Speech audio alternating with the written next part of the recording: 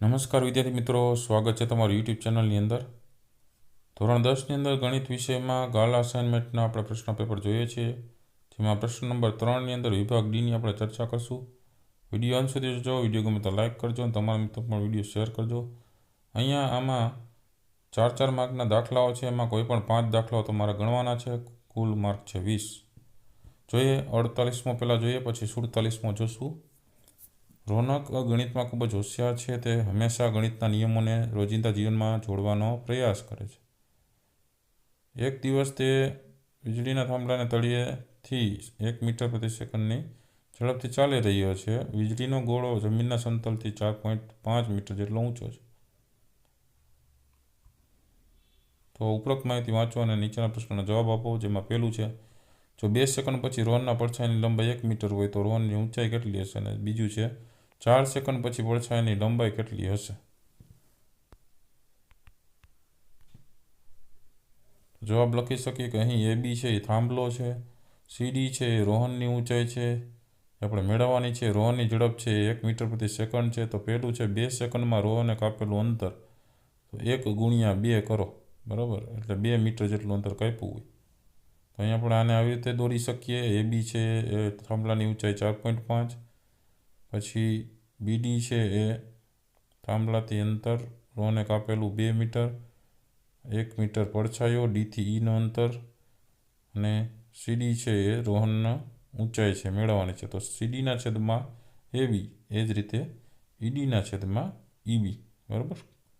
તો CDના છેદમાં AB છે 4.5, એના બરાબર 1ના છેદમાં 1 વત્તા 2, તો આ થશે 3, અને અહીંયા 4.5 થશે, તો 4.5ના છેદમાં 3 એટલે 45ના છેદમાં 10 લખું તો 45ના છેદમાં 30 એટલે 15 તેરી 45, ને નીચે 10 3 30, 3 3 ઉડી જાય એટલે 15ના છેદમાં 10 એટલે 1.5, તેથી CD બરાબર 1.5। આમ રોહનની ઊંચાઈ 1.5 મીટર છે। હવે બીજું આપ્યું હતું કે 4 સેકન્ડ પછી રોહનના પડછાયાની લંબાઈ મેળવવાની છે। તો BD 4 સેકન્ડ પછી 4 મીટર અંતર કાપ્યું, તો D કેટલું થાય? તો 4 સેકન્ડ પછી રોહને કાપેલું અંતર 4 ગુણ્યા 1 એટલે 4 મીટર। CDના છેદમાં AB બરાબર EDના છેદમાં EB, 1.5ના છેદમાં 4.5 બરાબર xના છેદમાં x વત્તા 4, એટલે 1.5 ગુણ્યા x વત્તા 4 એના બરાબર 4.5 ગુણ્યા x, એટલે 1.5 ગુણ્યા x વત્તા 6 બરાબર 4.5 ગુણ્યા x, તો 6 બરાબર 4.5 x માઇનસ 1.5x, એટલે 3x બરાબર 6, તો x બરાબર 6ના છેદમાં 3 એટલે x બરાબર 2, તેથી D બરાબર 2 મીટર, તેથી પડછાયાની લંબાઈ કેટલી હોય? 2 મીટર હોય। 47મો છે કે સાબિત કરો કે જો ત્રિકોણની કોઈ પણ એક બાજુને સમાંતર દોરેલી રેખા બાકીની 2 બાજુઓને ભિન્ન બિંદુમાં છેદે ને તો તે બાજુઓ પર કપાતા રેખાખંડો તે બાજુઓનું સમપ્રમાણમાં વિભાજન કરે છે। આ પ્રમેય છે।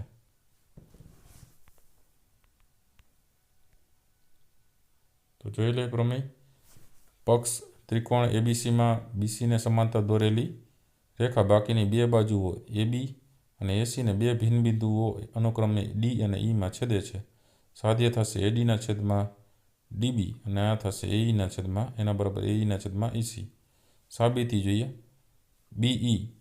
BE તથા CDને જોડો અને EN છે એને લંબ AB દોરો તથા DM છે એને લંબ AC દોરો। ત્રિકોણનું ક્ષેત્રફળ બરાબર 1/2 પાયો ગુણ્યા વેધ। તો ADEની વાત કરીએ તો ADE બરાબર 1/2 ગુણ્યા પાયો થશે AD, એનો વેધ થશે EN। એ જ રીતે BDEમાં વાત કરીએ તો BDEમાં 1/2 પાયો થશે DB, અને વેધ થશે EN, બરાબર। એ જ રીતે બીજું ત્રિકોણનું ક્ષેત્રફળ ADE માટે આપણે વાત કરીએ 1/2 પાયો ગુણ્યા વેધ એટલે AEના છેદમાં DM, અને અહીંયા DECમાં વાત કરીએ તો 1/2 પાયો થશે EC અને વેધ થશે DM। તો ભાગાકાર કરીએ। ADEના છેદમાં BDE બરાબર 1/2 AD ગુણ્યા EN છેદમાં 1/2 DB ગુણ્યા EN, તો EN ઉડી જાય ને 1/2 ઉડી જશે, એટલે ADના છેદમાં DB મળશે પહેલા સમીકરણમાં। એ જ રીતે ADના છેદમાં DECમાં જોઈએ તો 1/2 ગુણ્યા AE ગુણ્યા DMના છેદમાં 1/2 EC ગુણ્યા DM, DM ઉડી જાય, 1/2 ઉડી જાય, એટલે AEના છેદમાં EC, સમીકરણ નંબર 2। અહીં ત્રિકોણ BDE અને ત્રિકોણ DECમાં એક જ પાયા ડી પર છે અને બે સમાંતર બાજુઓ બીસી અને ડીની વચ્ચે આવેલી છે, તો બીડી બરાબર ડીઈસી થાય. સમીકરણ નંબર 3. પરિણામ 1, 2 અને 3 ઉપરથી એડીના છેદમાં ડીબી બરાબર એઈના છેદમાં એસી લખી શકીએ. દાખલા નંબર 49. એક કુટીર ઉદ્યોગ એક દિવસમાં કેટલીક માટીના વસ્તુઓ બનાવે છે. એક નિશ્ચિત દિવસે જણાવ્યું કે પ્રત્યેક વસ્તુની ઉત્પાદન કિંમત તે દિવસે ઉત્પાદિત વસ્તુના બમણા કરતાં 3 વધુ હતી. જો તે દિવસે કુલ ઉત્પાદન ખર્ચ ₹90 હોય તો ઉત્પાદન વસ્તુની સંખ્યા અને પ્રત્યેક વસ્તુની ઉત્પાદન કિંમત શોધવાની છે. તો જવાબ લખી શકે કે ધારો કે એક દિવસમાં ઉત્પાદિત વસ્તુની સંખ્યા x છે, તેથી પ્રત્યેક વસ્તુની કિંમત થઈ એના બરાબર 2x + 3. કુલ ઉત્પાદન ખર્ચ થશે એના બરાબર એક વસ્તુની કિંમત x કુલ ઉત્પાદિત વસ્તુની સંખ્યા જેટલી. તો 90 બરાબર 2x + 3 × x. તો 90 બરાબર 2x² + 3x. તો 0 બરાબર 2x² + 3x - 90 લખી શકીએ. 90 × 180. 180ના એવા ભાગ પાડો કે +3 આવે. તો 15 × 12 એટલે 180 અને 15ને પ્લસ રાખવાના, 12ને માઇનસ રાખવાના.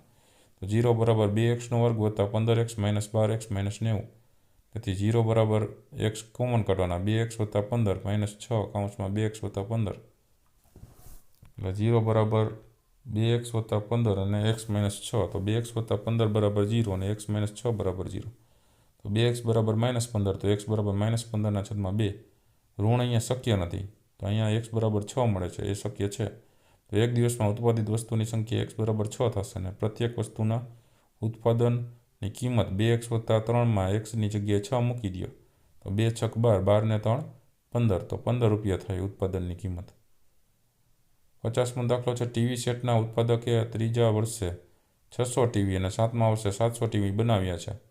તે માને છે કે દરેક વર્ષે ઉત્પાદિત ટીવીની સંખ્યા એક સમાન હોવી જોઈએ. તો પહેલું પ્રથમ વર્ષનું ઉત્પાદન, બીજું 10મા વર્ષનું ઉત્પાદન, ત્રીજું પ્રથમ 7 વર્ષમાં કુલ ઉત્પાદિત ટીવીની સંખ્યા શોધવાની છે. તેથી A3 ત્રીજા વર્ષે 600, 7મા વર્ષે એટલે A7 બરાબર 700. તો A3 બરાબર A + 2D લખાય. તો A3ની જગ્યાએ 600 મૂકી દે. 600 બરાબર A + 2D, સમીકરણ નંબર 1. અને A7 બરાબર A + 6D લખાય. એમાં 700 ટીવી છે, તો 700 બરાબર A + 6D, સમીકરણ નંબર 2. એ સમીકરણનો લોપ કરીએ. તો 600 બરાબર A + 2D, 700 બરાબર A + 6Dમાં ત્રણેયની માઇનસ કિંમત કરી નાખીએ તો A ઉડી જશે. આ થશે -100 અને અહીંયા થશે -4D. તો 100 બરાબર 4D, D બરાબર 100/4 એટલે D તમને મળી જાય 25. હવે એ ડીની કિંમત કોઈ પણ સમીકરણ 1માં મૂકી દઈએ તો 600 બરાબર A + 2 × D, Dની જગ્યાએ 25. 25 × 2 = 50, 50 આ બાજુ આવે એટલે 600માંથી 50 જાય એટલે એની કિંમત મળી જાય 550. આમ પ્રથમ વર્ષે 550 ટીવી બનાવ્યા હશે. હવે 10મા વર્ષે કીધું તો A10 બરાબર A + 9D લખાય. એની કિંમત છે 550 + 9 × Dની કિંમત છે 25. તો 25 × 9 225, તો 550 + 225 એટલે 775. તેથી 10મા વર્ષે 775 ટીવી બનશે. અને હવે સરવાળો મેળવવાનો છે 7 વર્ષનો. તો Sn બરાબર n/2, 2a + n - 1 × Dની અંદર S7 બરાબર 7/2 કૌંસમાં 2 × 550 એની જગ્યાએ વત્તા 7 - 1 × Dની જગ્યાએ 25. તેના બરાબર 7/2. 550 × 2 એટલે 1100 વત્તા 6 × 25. તો અહીં 7/2, અહીંયા 1100 વત્તા 150 એટલે 1250 થશે. તો 7 × 625 વડે છેદ ઉડી જાય. 7 × 625 એટલે S7 મળશે 4375. એટલે પ્રથમ 7 વર્ષમાં કુલ ઉત્પાદિત ટીવીની સંખ્યા 4375 છે. એમ જવાબ લખી નાખવાનો. ત્યાર પછી આવે છે 51મો. નીચેના આવૃત્તિ વિતરણનો મધ્યસ્થ તમને આપી દીધો 28.5 અને કુલ આવૃત્તિ 60 છે. તો ખૂટતી આવૃત્તિ x અને y શોધવાનો છે. તો અહીંયા વર્ગ 0 થી 10, 5 આવૃત્તિ પ્રમાણે 5, 10 થી 20માં x છે તો 5 + x, 20 થી 30માં 20 છે તો 20 ને 5 25 + x થાય. 30 થી 40માં 15 છે તો 15 ને 25નો સરવાળો 40 + x થાય. 40 થી 50માં y છે તો 40 + x + y થાય. 50 ને 60માં 5 છે, 40 ને 5 45 + x + y થાય. n બરાબર 45 + x + y, nની જગ્યાએ 60 કુલ આવૃત્તિ આપણે આપી મૂકી દેવાની. અહીંયા આપણે જોઈએ તો સૌથી મોટી આવૃત્તિ છે 20ની, એટલે એનો વર્ગ આપણે જોઈએ તો 20 30 વર્ગ થશે, મધ્યસ્થ વર્ગ, અને એને L 20 થશે. n/2 60/2 એટલે 30 થાય. એના ઉપરનો CF લેવાનો 5 + x વાળો. તમારી f 20 છે અને વર્ગ લંબાઈ 20 થી 30 એટલે h = 10 છે. મધ્યસ્થ આપણે આપી દીધો 28.5. તેથી m = l વત્તા n/2 - CF/f ગુણ્યા h.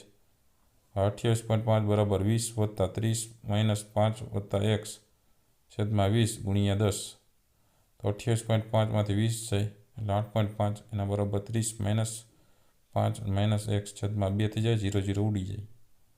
તો 8.5 બરાબર 25 - x છેદમાં 2. અહીંયા 2 અહીંયા જાય એટલે 8.5 ગુણ્યા 2 કરો એટલે 17 બરાબર 25 - x.